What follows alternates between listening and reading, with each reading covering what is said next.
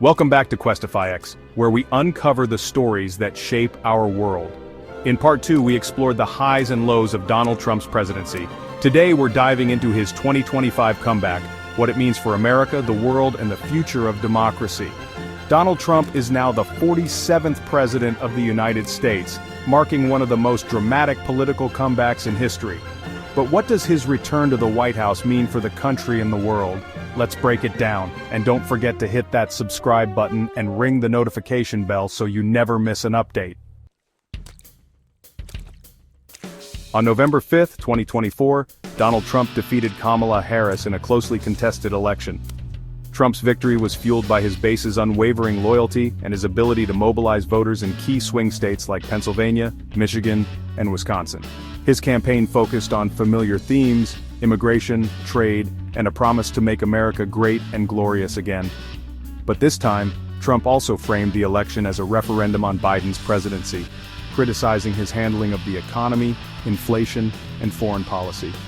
Despite facing 91 criminal charges and ongoing legal battles, Trump's message resonated with millions of Americans who felt left behind by the political establishment. His victory has reignited debates about the future of American democracy and the role of populism in politics. On his first day back in the White House, Trump wasted no time in making his mark.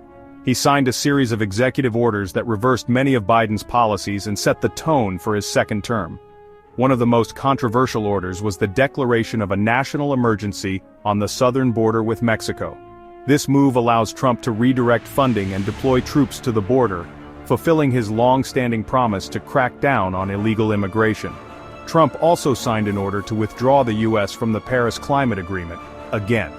This decision has drawn criticism from environmentalists and world leaders who warn that it could undermine global efforts to combat climate change. Another key order was the temporary suspension of the TikTok ban for at least 75 days.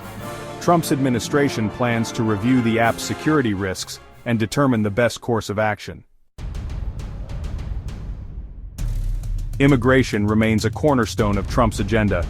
In addition to declaring a national emergency on the border, he signed orders to classify criminal gangs as terrorist organizations and target birthright citizenship for children of undocumented immigrants.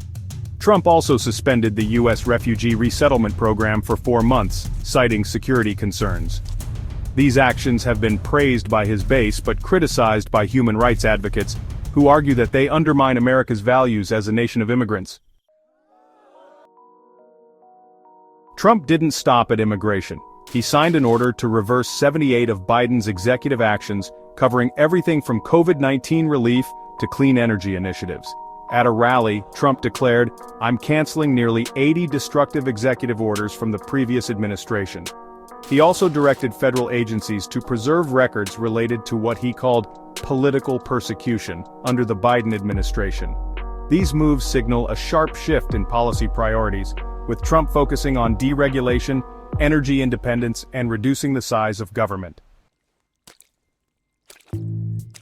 Trump also took aim at big tech, signing an order to delay the TikTok ban and directing the Justice Department to review the app's security risks. Another order focused on restoring free speech and ending federal censorship.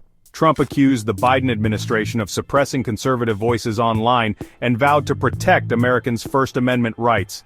These actions have sparked a heated debate about the balance between free speech and online safety, with critics warning that they could embolden misinformation and hate speech. Trump's energy policies mark a dramatic departure from Biden's green agenda.